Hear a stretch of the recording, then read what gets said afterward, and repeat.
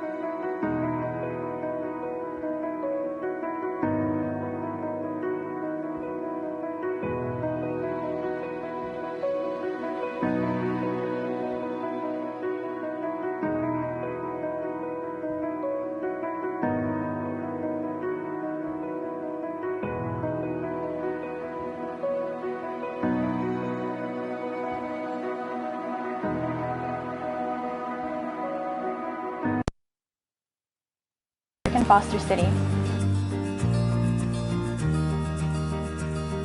My trip starts in Millbrae BART Station and it ends in Foster City.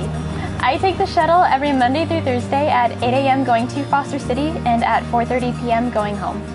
My experience has been nothing but positive. Not only am I saving gas money and helping the environment a little, but I'm also taking time out of my day to relax because when I'm on the shuttle, I am listening to music, checking my email, and scrolling through Facebook.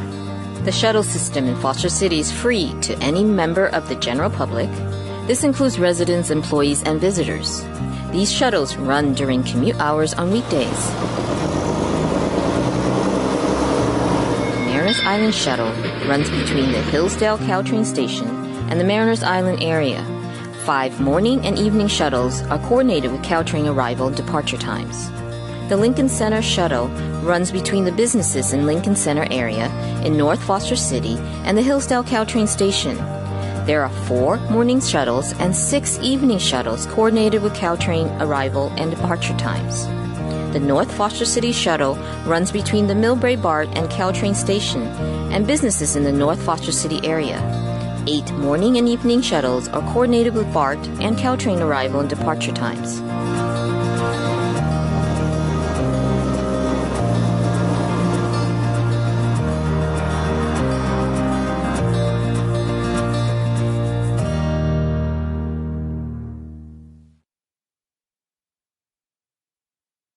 Located in the center of the Bay Area, there is no shortage of ways to get to Foster City.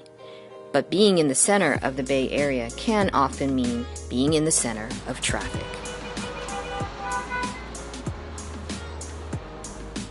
The areas where there's congestion is leading on to Highway 92, and as you go down Hillsdale towards Highway 101.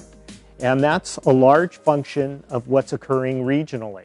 The high cost of living combined with the recent job boom in Silicon Valley has caused traffic congestion to grow exponentially.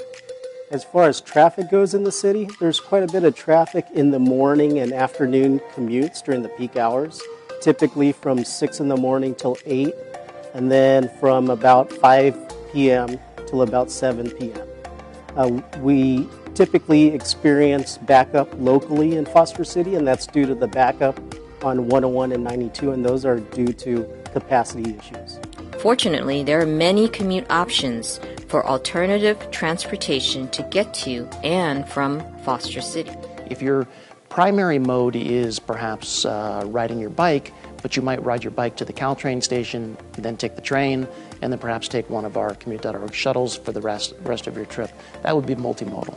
Commute.org provides the resources for Bay Area residents to find different forms of transportation and the details they need to make their trip. Commute.org has existed for over 20 years, and we are San Mateo County's Transportation Demand Management Agency, which means we're responsible for helping and encouraging people to find alternatives to driving alone throughout the county. There are a lot of transportation options here. Some of them are public transportation options, like Samtrans does serve this city pretty well. We also have 3 different shuttle routes that serve a lot of Foster City, primarily in where the businesses are located, but there's a lot of residential people as well. So those shuttles can then connect you up to Caltrain and to BART. And then once you get connected to the BART or the Caltrain system, you can really go just anywhere that you want to go from there. Commute.org offers a trip planning tool on their website. Just visit Commute.org, select Plan a Trip, then enter your location and destination in the trip planner to see and compare all of your transportation options.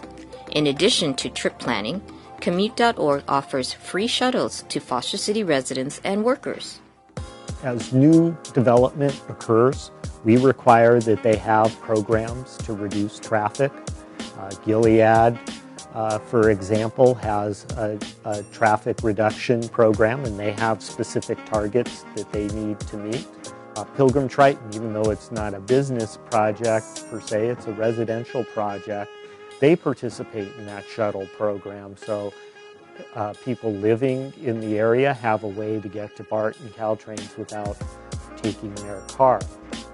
Commute.org has a Tri-Transit program offering free transit tickets to various transportation options. Also, incentives and gift cards are offered as a reward for starting a carpool. Once you've started a carpool or decided to try to ride in a van pool, we offer cash incentives and gift cards for people, kind of as a reward for them to try it. There are many benefits to using public transit. There are services you may not know about that could benefit you. You might not know a hidden gem is the AC Transit service that comes here, and it's called the M Line. And so residents of Foster City or people who are employed here can use the M Line provided by AC Transit to connect between the East Bay and Foster City. Also, for more information on the various transportation options that are available, Foster City residents and workers can visit connectfostercity.com for a comprehensive list of resources to shuttles, biking, Caltrain, carpooling, and bus services. We know that we're not going to get everybody out of their car and onto a bike or into a carpool, but we do think that you can do it occasionally. Foster City residents and workers should try public transit to improve their health, help the environment, and benefit the community by reducing traffic congestion.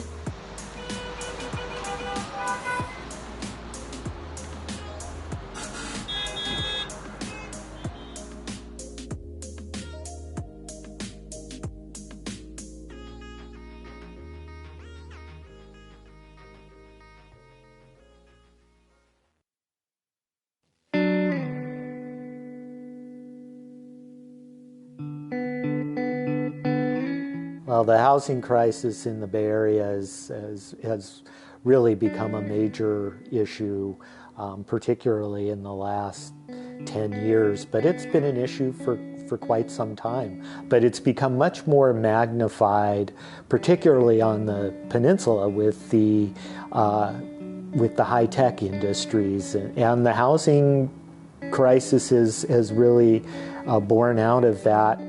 So when I started, my commute would start about 6:30 in the morning. Now you have to get on the road much earlier. So the traffic in the Bay Area, as we all know, has gotten progressively worse over the last several years. It's time away from my family. It's time in the car. I currently spend a minimum of 2.5 hours a day in the car, and sometimes up to 5 hours a day in the car. That takes time away from the family. Luckily, I have a gracious boss who allows me to have a flexible work schedule. So if I didn't have that flexibility, if I worked 8 to 5 or 9 to 5, I wouldn't be able to do the job I'm doing right now. My commute is horrific. You know, from my own experience here at Baywood, a lot of times you know the teachers want to stay longer, they want to keep working, but they're constantly checking, when is that traffic going to be so bad that it's going to add an extra hour if I don't go now. And so it really impacts not only their work, but their level of comfort. They're sort of constantly watching the clock to make sure that they can avoid that horrific commute. What ends up happening, which is really tragic in my opinion, is we lose them. So they don't stay. I think there's really a span of time that teachers are willing to do that crazy commute before it becomes overwhelming, and then we lose them as a community, and we've lost some really great teachers. Last year, the district hired 100 new teachers, and 15 of them had to leave after signing contracts because they could not find a place to live. Imagine if you were a parent and you walked into your child's classroom the first day of school and there was no teacher for your classroom and a substitute greeted you instead. You would be concerned about that. And in the last school year, the San Mateo Foster City School District did begin the year with less classrooms covered than usual. So we were very concerned about this and asked why. Why were we not attracting the number of teachers that we needed? And they have said to us, housing is a major concern. We did lose one very skilled young officer to the area of Reading, where he needed to go home because of childcare issues and family issues to help with the new baby. So it is a potential aspect of longer commutes and living farther away from where they're working. I believe we have a very low percentage. I want to say it's like 20% of our emergency responders live in the area, which is not good. If we have a big disaster and we want those people to come back in off duty, that's tough to get them back in when they're living 60 plus miles away. We love it here. This is where I was born and raised, where my wife was born and raised. I love my job, and people have asked me before, when we retire. Based on the commute, I will probably retire when I'm eligible. And that's an unfortunate thing. It's just not fun to be in the car that long. For me, I love living in the Bay Area. I love bumping into my students at Target or their parents. I like when I'm out to eat and I see them. It makes me feel part of the community, and I think that really helps me in my profession, that I know the kids on a personal level. I know their families. They know that I'm invested in the community. They know that I care about what's happening. But again, it's just with the current situation, it's a luxury that I have that many of my colleagues don't. I think that there's a huge benefit to kids when their teachers live in the community and they see them at the store, and you get a sense of we're all in this together when teachers actually live in the communities or near the communities that they teach.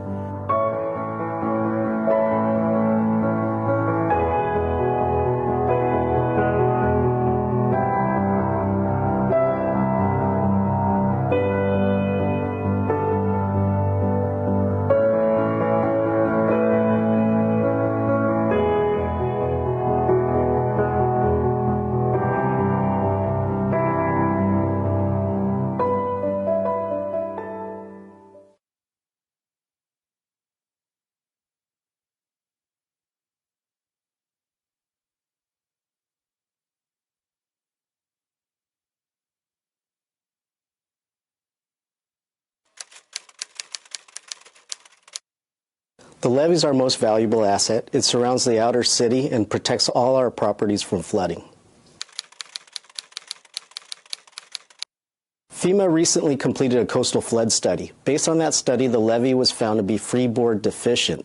In order to keep properties in Foster City out of the flood zone, the levee needs to be raised. We need to raise the levee per FEMA's requirements in the recent coastal flood study analysis. Based on the height required, we need to raise the levee up to 4 feet in some areas.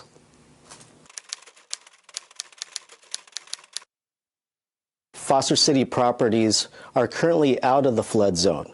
By not doing any work, the properties would be placed in a flood zone, meaning that it would be in a flood zone designation. Property owners would have to purchase flood insurance if they have federally backed loans, and that could cost anywhere from $2,000 on up annually. Also, if properties are being sold, this information would have to be disclosed to potential buyers, which could also lead to a decrease in property values.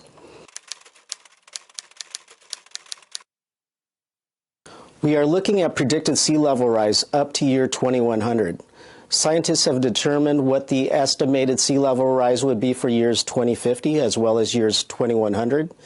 Based on that, additional improvements to the levee could be conducted beyond FEMA requirements. FEMA hired a consultant to assist them in calculating what is required to have a secure levee. Based on that analysis, they've determined that Foster City levee height did not meet the flood zone requirements. The city is currently working with a consultant on a preliminary design, and we're also working with regulatory agencies to determine what the environmental requirements are. Seclusion mapping is a temporary designation given by FEMA, which keeps properties in Foster City out of the flood zone. Last year, we presented the design alternatives to the City Council. Based on their direction, they instructed us to proceed with the hybrid design alternative. The hybrid design is a combination of a sheet pile and earthen backfill on the interior side of the pile, which minimize the aesthetics of looking at a wall. This alternative is used for a majority of Foster City's levees. The remaining protective levee system will be a combination of existing high grounds, raised earthen levees, and concrete walls depending on the existing conditions that we have to work with, and also based on the selected sea level rise design scenario. Restoring wetland areas will be determined by the regulatory agency requirements. We are going to minimize the amount of improvements that we need to construct in order to keep costs at a minimum. The estimated cost for the project is currently at $75 million. Based on any additional amenities included with the project, the estimated cost could increase. Bushes and trees can be incorporated on the interior side of the wall to minimize any site impacts. We will get input from the public and present it to the City Council for consideration.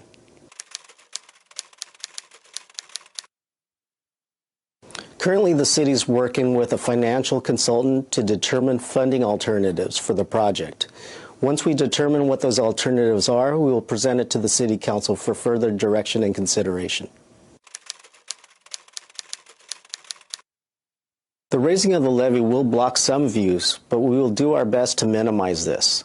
We will be providing cross-sections on how those views will be impacted for property owners, and we will present those during community meetings. We are anticipating to raise the interior side along the trail so the trail users' views will be maintained. We are looking to be completed raising the levee by mid-year 2020. This is based on an aggressive schedule. If we get all the required information and approvals from the regulatory agencies, we should meet that schedule. The levee is one of Foster City's most important assets. Your input is important to us because improving our levee is a shared responsibility that will ensure the safety and sustainability of Foster City for years to come. Thank you for watching this video. For project updates and to sign up to receive more information, please visit our city's website.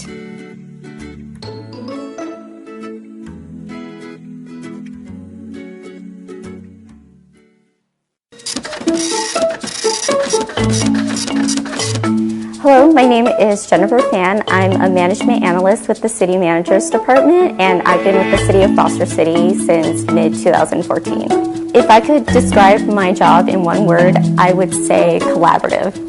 My primary responsibility as a management analyst is to provide administrative, technical, and analytical support to the City Council and City Manager. What I strive to do in my position is to provide that strategic foresight into what the city is doing to make sure it's in alignment with the community's goals. In addition, in my role, I'm also involved in the development and management of citywide policies and procedures. Another key responsibility I would say about my position is just to assist the city in its citizen engagement and community outreach efforts. I think what's rewarding about working in local government is you're able to see the impact that you make every single day. It's nice just to be able to give residents the information that they're looking for when they call. When I first graduated from college, I knew that I wanted to find a career that offered me a strong sense of purpose. And I was fortunate enough to have found that with a career in local government. What are your favorite Bay Area sports teams? San Jose Sharks, hands down. What is your favorite Foster City park? Leo J. Ryan Park. What do you love most about Foster City? The community. What is your favorite Bay Area weekend getaway place? Wine Country, Napa Valley. What TV show are you currently binge watching? American Crime Story. Is that what it's called?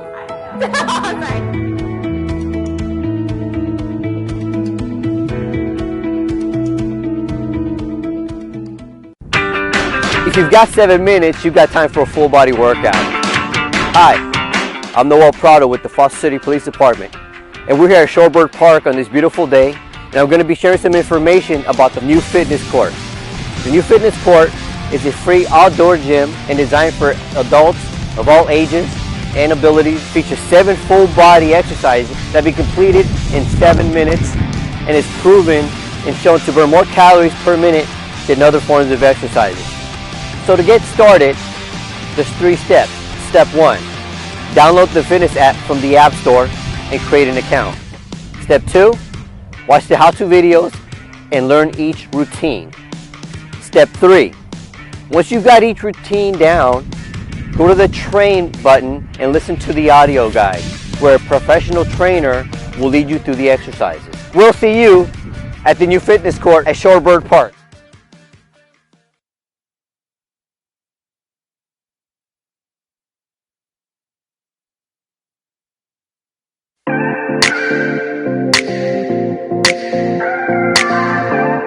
Welcome to Penelope's Coffee and Tea. My name is George Fandudiaki and I'm one of the co-founders.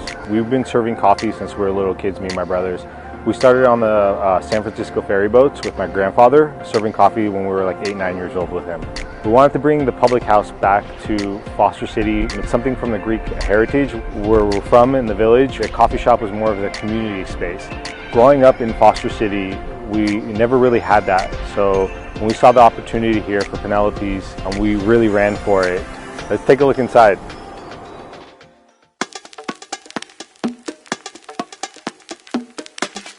So one of the real unique things, we have about 12 to 13 different blends of coffee that we've all locally roasted, that we've developed in-house. Each blend has a story behind it and why we've developed it, as well as the teas, and has a unique flavor offering for our customers.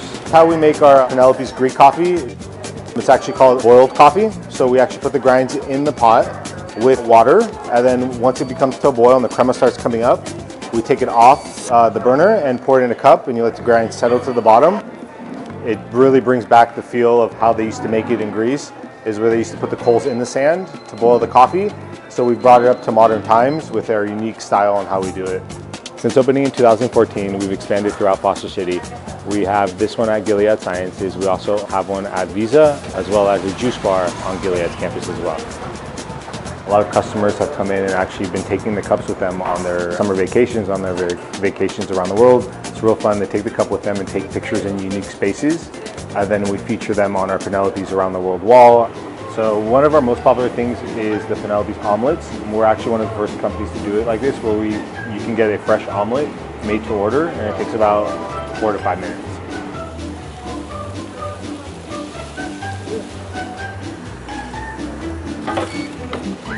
In about 2 minutes and 30 seconds, I got the Penelope's number 7 omelet. We love Penelope's!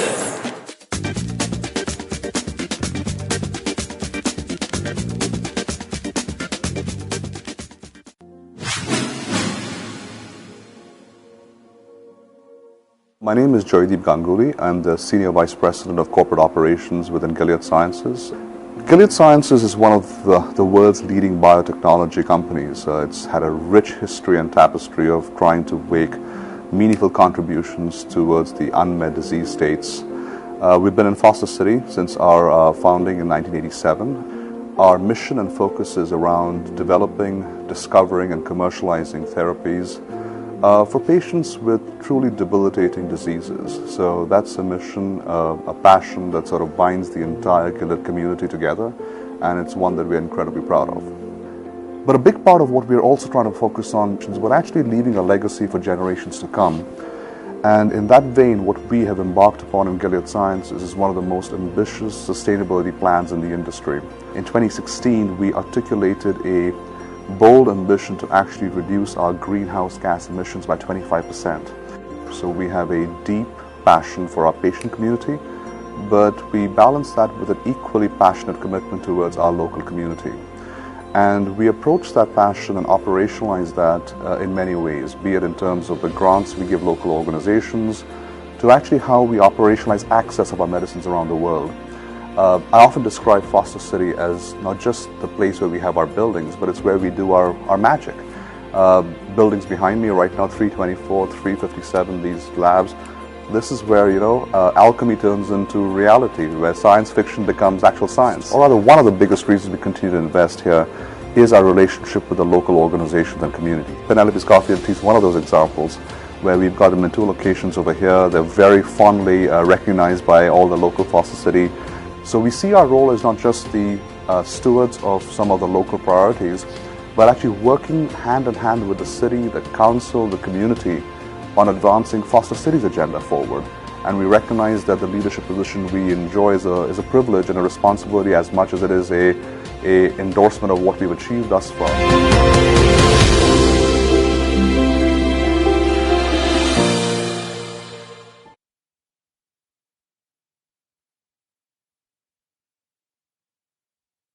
Hello, I'm Mayor Sam Hindi.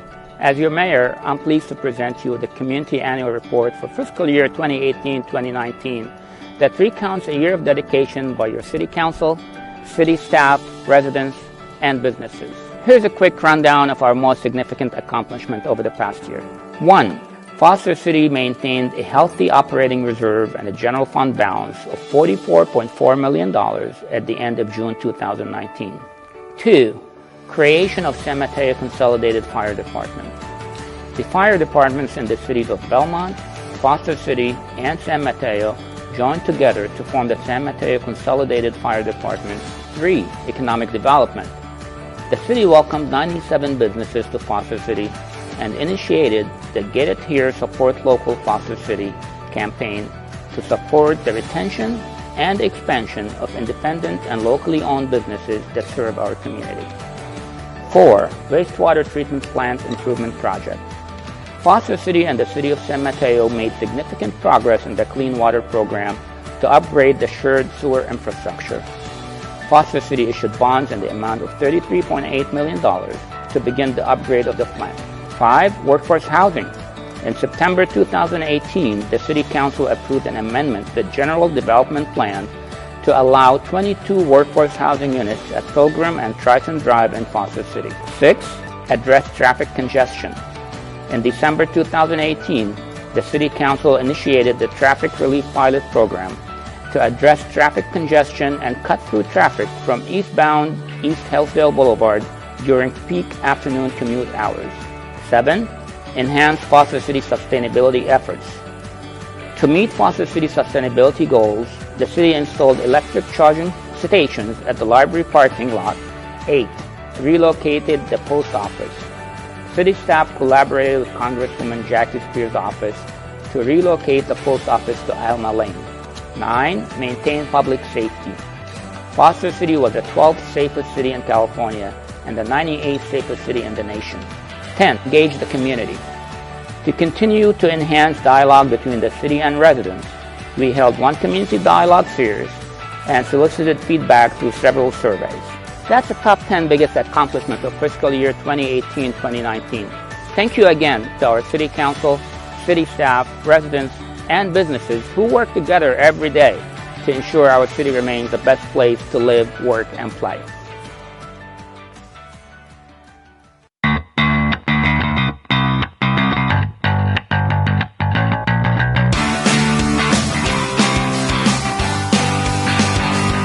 This is where you can help by using our Foster City Access app to report non-emergency issues. To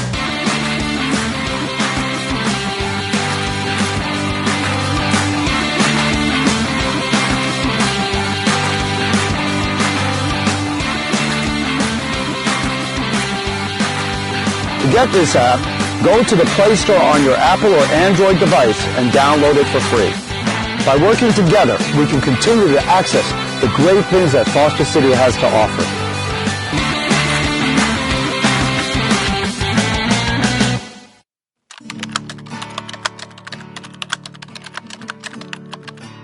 My name is Frank Schoening. I am the wastewater superintendent. I've been working for the city for 24 years.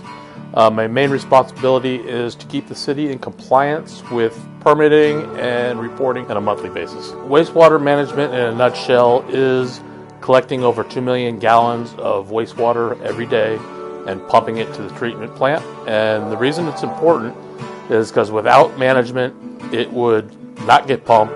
There'd be backups in housing, there'll be backup on the street, and eventually goes to the bay, and that would not be good, and we would be out of compliance with any state regulations of any kind.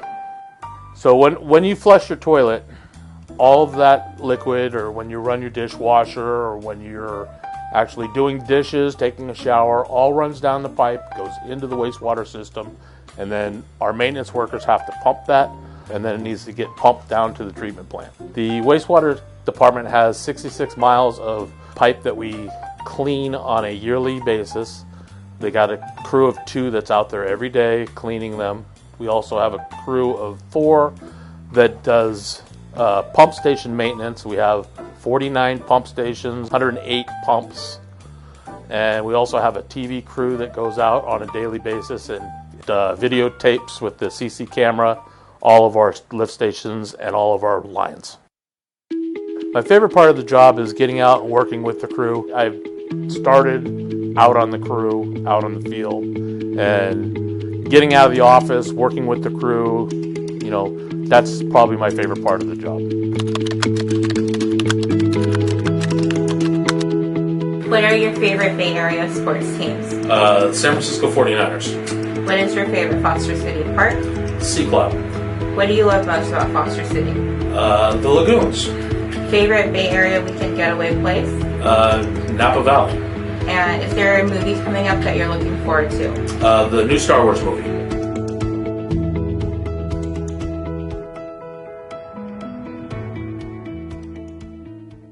How do I take the 2020 census? In March 2020, every address in the country will receive an invitation to complete a simple questionnaire. And there are 3 ways to respond. Number 1, do it online. Number 2, call by phone. Number 3, send it by mail. For those who don't respond, a census taker from your community will follow up and assist you. Shape your future. Start here. Visit 2020census.gov. Can one girl in a small town, an architect in a major city, and a suburban high school coach shape the future of the United States? Yes, they can.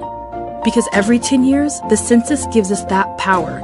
You can shape your future by responding to the 2020 census. Where do we need new roads to make our lives easier? Where will new school programs help our children thrive? Where could a new health clinic benefit neighborhoods? The 2020 census will inform these decisions and shape how billions of dollars will be distributed to communities like yours each year. And in 2020, you can respond to the census online, by phone, or by mail. It's easy, safe, and important. Make sure you and everyone you know is counted. Now is the time for you to get involved. Your community needs you. Together, we can educate and excite, inspire and make sure every voice is heard. Together, we can shape our future.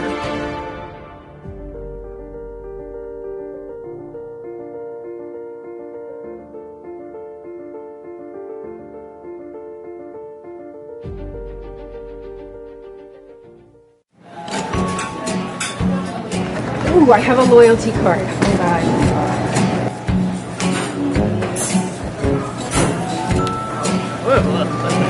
Is it this one? This one?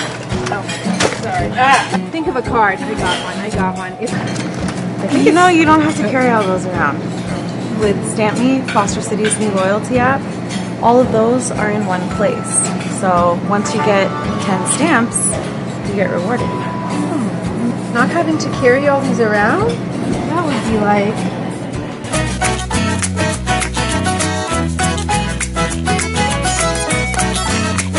Stamp Me. Support local, get...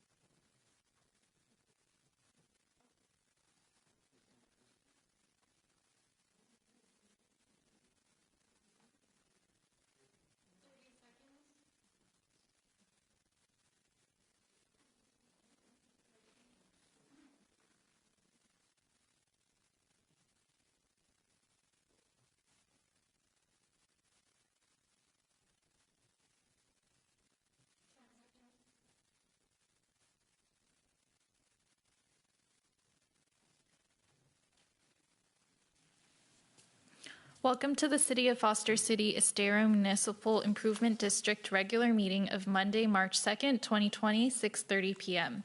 Pursuant to the Ralph Elm Brown Act, all votes shall be by roll call due to Councilmember Director Herb Perez teleconferencing from 999A Edgewater Boulevard, Backroom, Foster City, California, 94404. And I'll ask Councilmember Owasti to lead us in the pledge. Repeat after me. I pledge allegiance to the flag of the United States of America and to the republic for which it stands, one nation, under God, indivisible, with liberty and justice for all. Thank you. Roll call, please. Council members ex officio EMID directors Richa Owasti. Here. Sanjay Gahani. Present. Sam Hindi, absent. Herb Perez. Here. Here. And Mayor President Catherine Mahanpour. Here. Next item, please. Item 4, special presentations. 4.1, presentation welcoming Amy Snow, principal for the new elementary school in Foster City, and school district updates from San Mateo Foster City School District Superintendent Joan Rosas. Welcome. Thank you. Good evening, Mayor and council members, City Manager Moneda. I'm Joan Rosas, Superintendent of the Elementary School District, and I'm joined tonight by Trustee Allison Proctor and Principal Amy Snow. We are delighted to be here this evening to share some updates about the new school. The building is out of the ground and ready for occupancy in the upcoming school year. Because we know it won't be ready at the beginning of the school year, we're placing temporary portables at the elementary school in Foster City Elementary, for the students and the staff until they can move into their new site. Friday, we closed the survey for the naming of the new school, so we won't have to call it anymore the new school in Foster City. We have over 70 names, and so we're excited to look them over and present 3 to 5 to our board for their choice. We're beginning with 5 classrooms. We're going to have 2 kindergartens, a first grade, second grade, and a third grade. That's for this first year. And then we already have families signed up. And in fact, our principal just came from her second family meeting with her new parents and some students. Yes. There really was a great deal of interest in this position for the principalship of opening a new school. And there were rigorous interviews.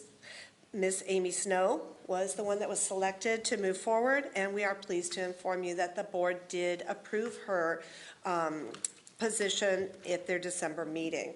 So I want to tell you a little bit about Amy. She holds a master's degree from San Diego State University, both single subject and multiple subject teaching credentials and an administrative services credential. She's been an elementary and middle school teacher at private and public schools. She's also served as an instructional coach in the area of English language arts, supporting classroom teachers in moving their practices forward in order to meet the needs of all students. She's been the principal of Beresford Elementary in San Mateo Foster City, and she's worked with staff to improve student achievement, create a very positive school climate, and increase family engagement. She's also been instrumental in bringing Notre Dame de Namur university student teachers into the program and becoming a lab school for the district. She's known for being student-centered, collaborative, and knowledgeable. So she is a terrific asset to our program, and we have a retired administrator who is supporting Beresford School as she transitions so that she can begin all of this new work. So with no further ado, I will introduce Miss Amy Snow. Thank you. Thank you, Dr. Rosas, and thank you for having me and welcoming me into Foster City. Very happy to be here. So I am Amy Snow, and I am delighted to be the new elementary school principal. And like Dr. Rosas said, I just came from our second parent meeting, and it was full of excitement of the new teachers and the excitement of the parents. This is a rare and unique opportunity for any educator to be part of the building of a new culture, of a new mission and vision of a school. And so I'm just very honored that San Mateo Foster City School District and Dr. Rosas hired me for the position. Currently, we are working on touring schools in the Bay Area to gather ideas of what are exemplars of inquiry-based learning. And so we are selecting furniture to create an agile, student-centered, 21st learning environment. We are pleased to have hired the 5 teachers who are transferring within the district to start on this journey together and to what do we really want to design a new school to look like. We are working with the families. Tonight we just came from with the mission and vision and what voice they want to have and what ideas do they have to bring to the mission and vision of the new school, and what are we making sure that we're preparing students for the future when they exit out in their time at our school. What do we want to make sure that they walk away with? So thank you for inviting me tonight, and I look forward to working with the students, families, and the community members in Foster City, because we do want to be a part of the community as a school, and we want to make sure our students are active participants and give back to all community members. So we look forward to possibly having students present to you and to be partnerships with the city. So thank you. Thank you.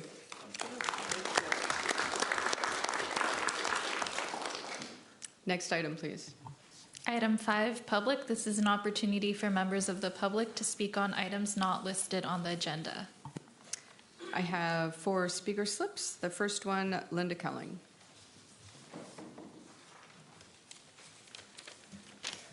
Good evening, Madam Mayor, City Council members. My name is Linda Kelling, and I'm here before you as a representative from the San Mateo County Civil Grand Jury Association Board. I'm one of the directors of the board. This month, we are looking for a few good people in the county, and we're hoping to get your recommendations from of your constituents around the city or people that you know who would enjoy serving on a civil grand jury. And just to kind of give you a short overview of what it is, as some people think, oh, I already served on a jury. Well, this is the civil grand jury, and it's a little bit different. I had the opportunity to serve in the 2012 13th grand jury when I got off the council, and it was an extraordinary experience. What is it? Well, it's an independent entity of the judicial system made up of 19 qualified citizens, men and women of diverse social, economic, ethnic, educational backgrounds, representative of the geographical areas of our county, as well as age groups.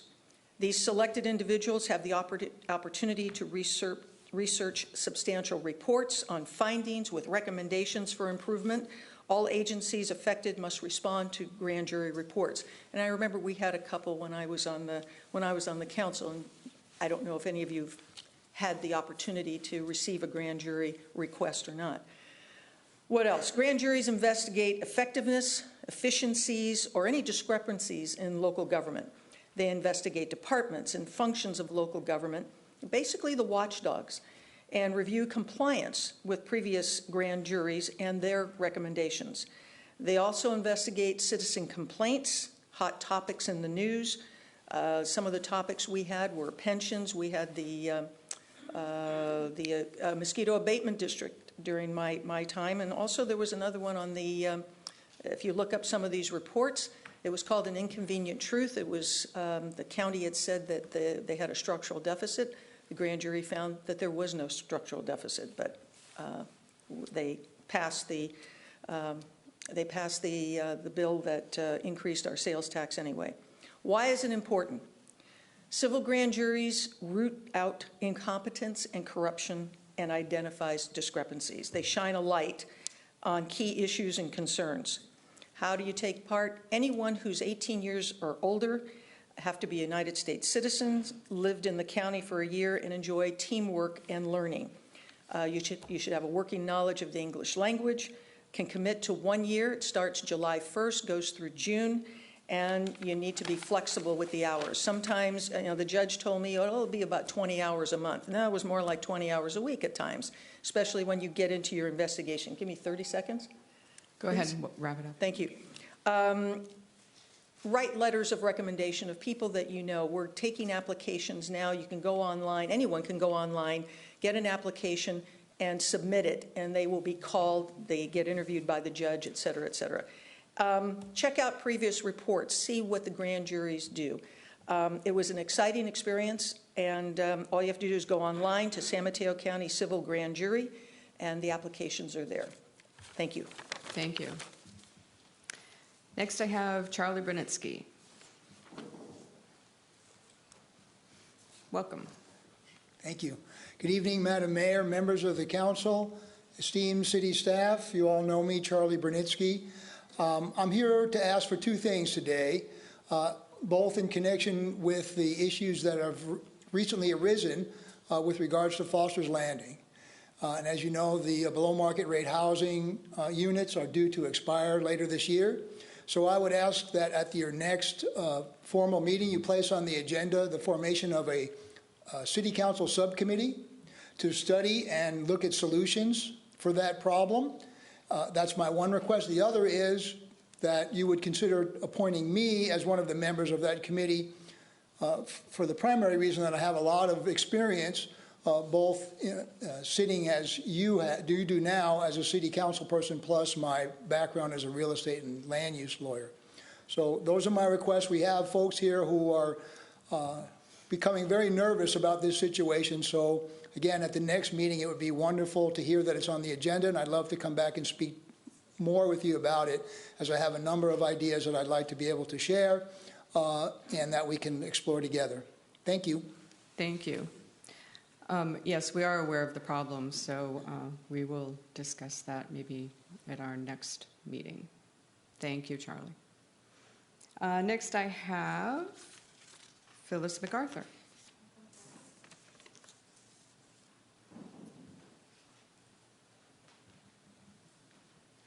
Hi. Welcome. Hi, Phyllis MacArthur, Marlin Avenue, Foster City. I wanted to ask all of you if you could possibly do something about the signage at the dog park here in Foster City. Prior to the renovation, there was a specific sign that stated, "This is not a playground for children." Now, don't get me wrong, I love kids. Unfortunately, what's been happening since the renovation is that people are bringing their children in to play as a playground for the children. And unfortunately, there's sometimes they run up to dogs, and it is a dangerous situation. The signage that was there last year said, "This is not a playground for children." This morning it happened again, and my dog almost knocked over a toddler, and it was really frightening. And the lady that had the little girl, she had we had a language barrier. So if we could just possibly get that sign up there, it would really help. And I don't know if I should have gone to Parks and Rec or come here. So what do you think? We'll look into that. Thank you for bringing it to our attention. Or you think you'll put the sign up, Catherine? We'll be talking with Jen Liu. Okay. How's that? Thank you. Next item, please. I think we had one more speaker, Barbara Grossetti. Did I miss one? Oh, okay. Thank you. Barbara Grossetti. Hi. Hi. Good evening, Madam Mayor, council people, and thank you, Charlie. I'm a resident of Foster City for over 45 years, and I've been residing at Foster's Landing for the last so many years. And as most of you know, Foster's Landing, owned by Essex, is decided that they don't want to renew their affordable housing lease. Legally, I believe, from what I've read and people I've talked to, legally they have the right to do that, but morally they don't. We have 74 units with families. We have seniors, as myself, a lot of seniors. There's 2 people in their 90s. We have families, people with kids that are going to school. We have people that have been living there for 25 years. So, and as you know, the problem in this area, I've checked everything, North Bay, South Bay, East Bay, there's nowhere to move, absolutely nowhere. There's no list to get on, nothing. So I wanted to bring it to your attention, and I know you've all known about it. I've talked to a few of the council people. And so I just wanted to bring this to attention, and hopefully we can get a committee, like Charlie was saying, to help us. Thank you. Okay, thank you. Thank you. Next item, please. Item 6, City EMID Consent Calendar. All matters listed under Consent Calendar are considered to be routine by the City Council EMID Board of Directors and will be enacted by one motion unless removed by a member of the Council, Board, staff, or public. I haven't had any requests to pull anything from the consent calendar, so I'm looking for a motion. Move to accept the consent calendar. Second. I have a motion and a second, so we'll have a roll call vote. Councilmember Awasthi? Yes. Kahani? Yes. Hindi? Yes. Perez? Yes. Mayor Mahanpour? Yes. Motion passes 5-0. All council members voted yes. Thank you. Next item, please. Item 7, reports. 7.1, report from closed session. After your last meeting, you held 2 closed sessions, one for instructing your labor negotiator and one to discuss one case anticipated litigation. There is no reportable action from either one of those sessions. Thank you. Thank you. Next item, please. 7.2, Youth Advisory Committee 2019 Year-End Report, Review of Mission Statement and Goals for 2020.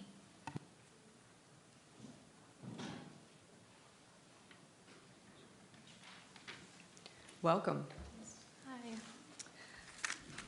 Okay. Good evening. My name is Kempton McCarty. I'm the chair of the Youth Advisory Committee. And I'm Arjun Manoj, vice chair for the Youth Advisory Committee. And tonight we're here to present the City Council with our committee's 2019 year-end report, as well as our proposed goals for 2020. So our first goal of 2019 was to continue to be leaders for the teens in the community. We accomplished this goal by attending a team-building event to build team camaraderie and learn effective ways to work as a team, and establishing subcommittees in which each member had the opportunity to play an active role. Our next goal of 2019 was to enhance individual members' personal skills in leadership and in service. So we accomplished this goal by practicing parliamentary procedure to conduct meetings in a fair and organized manner, as well as requiring each member to serve on the established subcommittees, and gave each member the opportunity to be the chairperson for at least one event or activity. Our next goal of 2019 was to continue to serve charitable or community organizations. We accomplished this goal by making contributions to the Foster City Youth and Teen Foundation by running community fundraisers such as the Spaghetti Feed and the Halloween Festival.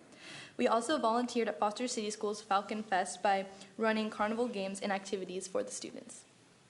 Our next goal for 2019 was to reach out to the neighboring communities to address the ongoing issues of homelessness and poverty. We accomplished this goal by spending a day volunteering with the St. Anthony's Foundation in San Francisco, where we helped them with their free clothing store for the homeless. Our final goal of 2019 was to help the youth in our community by educating, inspiring, and preparing them for their future. We accomplished this goal by organizing an assembly at Bowditch Middle School for 8th grade students entering high school. Our YAC members led a presentation to teach the students the importance of mental health and led a session on what students can expect making the transition from middle school to high school. Our mission statement is as follows. The Foster City Youth Advisory Committee shall exist as a citizens group to advise and respond to the City Council in all matters related to the needs of the youth in Foster City and to promote teen involvement in the community. Our goals for 2020 are to continue to be leaders for teens in the community, to enhance individual members' personal skills in leadership and in service, to continue to serve charitable organizations, to educate and spread happiness to children in our community by spending time with them and creating programming, and to make lasting and tangible impact on our community through in-person volunteer efforts. On behalf of our Youth Advisory Committee, we would like to thank you for allowing us this time to speak. Thank you very much for the report. I believe Councilmember Awasthi was the liaison for last year, so I think she'd like to make a comment.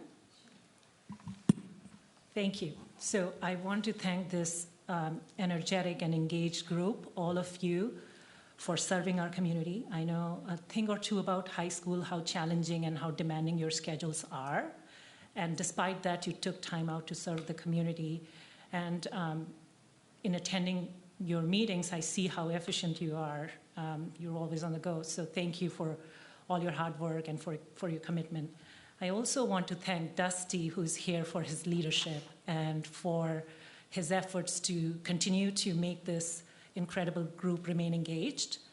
And I know last year in October, I had reached out to Dusty to help spread information about a potential idea that I was looking into, and you helped me with that, so thank you so much for that. And one of the areas I would mention, some of the parents and kids reached out to me on having more information when vacancies in this committee becomes open. So I worked with Dusty and with city manager, and we identified a gap, and we'll improve the process now. So the vacancies will now be advertised just like any other committee. So we'll have more applicants and more students, and there will be more transparency. So I'm looking forward to that. And so thanks again for all your hard work and impressive goals for next year. Feel free to reach out if I can be of any help. I know one of the members had reached out to help with, to get my views on an essay. So at times I'm able to respond, and at times it's not possible, but my doors are open. Thank you again. Thank you. Thank you. Any other comments from the council? No? I'd like to add my personal thanks too, because you do a great job, great service to the community, and I really appreciate it too. Thank you. Thank you. So I'm looking for a motion to accept the report. Move. Second. I have a motion and a second. Roll call vote. Councilmember Awasthi, Yes. Gahani, Yes. Hindi, Yes. Perez, Yes. Mayor Mahanpour. Yes. Motion passes 5-0. All council members voted yes. Thank you. Next item, please. Item 8, communications. 8.1, City District Warrant of Demands were processed and issued on February 3rd, 2020, February 5th, 2020, and February 12th, 2020. This is an information item only, no action required. Thank you. Next item, please. Item 9, City District Manager reports, Council Board statements and requests, and Council Liaison reports. Thank you. City Manager? Thank you, Madam Mayor. I have no items to report. Thank you. Thank you. That was quick. Okay. Councilmember Hindi. Thank you. So the meeting is short, so the report will be shorter probably. I attended the hard board meeting, and obviously to the point of the speakers today, affordable housing is definitely a challenge in San Mateo County and the entire Bay Area. And what is hard doing is to help in accelerating and assisting on the financial of ADU units, accessory dwelling units. They are designing different designs that will be provided to the public free of charge. So if anybody wants to have an ADU added, at least the design will be provided free of charge to everybody available. So I urge everyone who is interested in having an ADU or considering ADU to check out HART's website and get, we're going to have about 4 or 5 different designs ready to submit to the CDD. Oh, good. Yeah, that's Thank my you. report. Thank you. Councilmember Awasthi. So I attended commute.org meeting. One of the key items on the agenda was a heads up on the US 101 deck replacement project at Alamany Circle, which is just north of I-280. So the impact will be for 3 weeks starting July 7th, and there will be severe impact to the traffic. The presentation emphasized a lot on trying alternatives, public transit. There may be some expanded transit service during the project, working remotely if possible, work hours adjustments, carpooling, etc. And the cities will actually be provided additional information as it gets closer. So we will have the option to inform our community at that time. But there was a lot of emphasis, so I wanted to make sure I report on that. As part of my work on the special events fees subcommittee, I started to look into that and spend significant amount of time looking at some historical information and trying to make sense of it. So council has approved a policy of cost recovery, which we all agreed on. I believe it was a 5-0 vote. But I'm kind of uncovering some glitches in the implementation of the policy. I have not concluded that yet, But I think that, and these are just my views, Council Member Perez, who is the other member of the subcommittee, we are not on the same page on that yet, and I hope to bring back to the council once there is an agreement. But I personally feel that there is an opportunity to make the implementation a little bit more tangible, making sure it's fair, it's repeatable, and easy to explain. So this not only applies to the applications that we have at this point, but the ones that will come in the future, establishing a process and establishing an implementation process, which is beyond approving a policy, is not necessarily a requirement for us, but I think simplifying and making it easier to explain would only help the implementation of the policy. So more to come on that. Airport Land Use Committee meeting, which was scheduled for February 27th, was canceled. So I did not attend that. And another exciting area that I want to report on is as part of my work as a liaison for San Mateo Union High School District, and especially with Measure L on the ballot, I spearheaded some conversation with the board members on how Foster City could benefit from the additional funding as well. As we all know, we don't have a high school, and by no means I'm boiling the ocean and starting that unachievable goal of having a high school, but at the same time, I heard a lot from the residents. They want some way that they're able to see the funding back to Foster City. So I met with the board members, and as suggested by the board members, they mentioned some ideas on collaboration with DTAC, which is the Design Tech School in Redwood Shores in the Oracle campus. It's a charter school, and actually a number of Foster City kids go there. So last week, actually, I took a tour of DTAC, and it's an impressive campus. It's focused on innovation, design thinking. I met with the founder, Ken Montgomery, who is an impressive leader. And in fact, this school is a great example of collaboration between two school districts, so San Mateo Union High School District and Sequoia High, and cities, obviously, and an employer. Oracle contributed to it, too. So it's almost like a dream. And as I'm talking with Ken, how did it end up happening? And he was like, all the stars were aligned, and everything fell in place, and it started, and his philosophy on filling the gap that we as a country are somewhat lagging, and he was sharing the data on that, on innovation. So this helps with that, and there is priority for students or from families that use food stamps and all. So it's pretty incredible. And when I started to talk about what his needs are, I quickly identified one area that we could collaborate on is their need for recreational facilities. And I will talk a little bit more about that, not go into too much detail. But he also shared, and it's kind of aligned with what Charlie was here for, that their biggest challenge today is affordable housing for their teachers. He shared that. Recently, 5 of their offers were turned down because the teachers aren't really able to make ends meet here.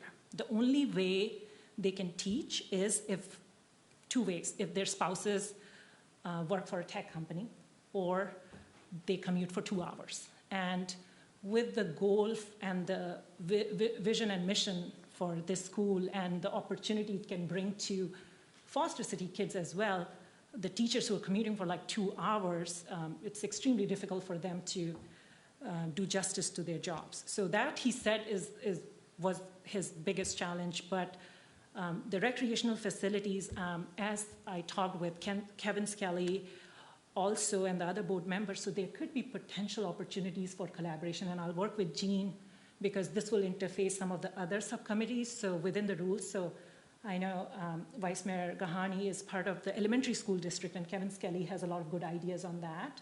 So I would like to work with elementary schools subcommittee to explore those ideas. They may or may not work, but at a minimum we can explore. And then maybe an opportunity with the rec center work that we are doing. So I'll work with Jean to collaborate within what our rules can allow. But I strongly believe that we can collaborate. If we work together, we can have a win-win for our community. And Design Tech School is a great example that, things may seem like they may not work, but with collaboration, working together, impossible can be possible. So that's that. And I want to make sure, I know Jen Fan is not here, but I want to mention her name and want to thank her for all she does to help she's a management analyst with the city, and she's incredible. So I just want to thank her for her help. Jen, we are very lucky to have you, and thanks for all your help. I don't think I can do with all I do without her help. So that's my report. Thank you. Councilmember Perez? Nope. And Vice Mayor Kahani? Thank you, Mayor. Park and Rec Committee met on the 25th. Director Liu updated the committee on previous proposals for the rec center, various funding options, and summarized how input was received. We already received a great update today from the elementary school district, so I don't have to get into that. And finally, if you haven't done so, please vote. Thank you. So on the 20th, I had an introductory meeting with our new fire chief, Ray Iverson. We talked a little bit about the fire department and the consolidation and how it's going. Everything seems to be going really well right now. He has some great ideas, so I look forward to his leadership on that JPA and the fire department. On the 22nd, I participated in the Foster City Little League opening day ceremony, and that was quite an event. How many kids do you think were there? City Manager Moneta was also there. I would guess with all the teams there, probably 400 to 500. Lot of kids. I was really surprised, and they start them very young now. They're so little to me. They look so small running around, but they all were very enthusiastic and ready to get going. So it was a lot of fun. And City Manager Moneta threw out the first pitch, so did a good job there. Made it to home plate, right? So that was a lot of fun. On the 27th, I attended the Waste Management Association board meeting, and they have a really interesting project that is a pilot project, Organics to Energy. And what they're trying to do is take some of their composting material and they make it into a slurry, and then there are places that will buy that slurry, that will pay for that slurry. So they have new equipment there, and the pilot project is almost ready to get going on that. So I think that's a really worthwhile project to discuss. We're working on their 2020 long-range plan, and we approved it. I guess this preparation began before I was on the board in March 2019, and it's very well put together. I was very impressed with all the work that they put on that, so that was a good one. On the 27th, I attended a PCE board meeting, and on May 8th, Friday, it's a Friday, Wright Solar ribbon cutting is going to happen, and that's going to come online. So that's a huge project that PCE is invested in. We talked a little bit about the reserve policy, and we increased it from 120 days to 180 days, which is a CCA standard. We talked about grant funds for the San Mateo County Office of Education, San Mateo Environmental Learning Collaborative, and we approved some fellowship dollars for teachers, and they came up with a student activity packet for high school math and science students that was quite impressive. They gave us a sample of the packet, so it looked really interesting to get our high school kids involved in a little bit of what PCE does and saving energy. So it was a great program, I think. On the 28th, I attended the Council of Cities dinner. We had a briefing on evacuation plans and wildfire incidents. Cal Fire Chief was there, and the South San Francisco Deputy Chief were there. We talked a lot about the most recent fires and how they went about evacuating and the plans that they put together in order to do that. It was really quite an interesting meeting. And that's it from me. So if there's nothing else, then I believe we're adjourned. Thank you.